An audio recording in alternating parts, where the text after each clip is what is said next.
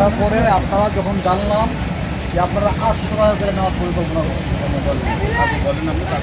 না আগে বলবো কেন, আপনি আমার কথা জবাব দিন। 800 টাকা নেওয়ার পরিকল্পনা করছেন, কত টাকা?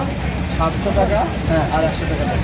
700 টাকার কোনো মুহূর্তে আপনি নিতে পারবেন না। বলেন আপনার জন্য হবে 600 টাকা। এটা 600 টাকা সকল বাজারে বরাদ্দ করা হয়েছে এবং ইউনো কর্তৃক, যা উপজেলা নির্বাহী পরিষদের জানিয়ে, আর হলো আপনার 120 টাকা। 120 টাকা, ঠিক আছে?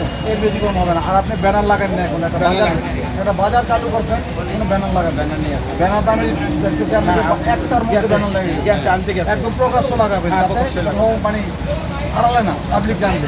আর এই বাজারে আপনি নিরাপত্তার জন্য ব্যবস্থা করছেন, আপনার লোকজন আছে যে ভলান্টিয়ার যারা আছে, হ্যাঁ, কমপক্ষে 50টা লোক আছে। 50 জন লোক আছে, যাতে কোনো প্রকাশ মার কোনো ধরনের ছিনতাইকারী, কোনো ধরনের অনিয়ম যেমন বাজারে না হয়, সেটা হলে ঠিক আছে।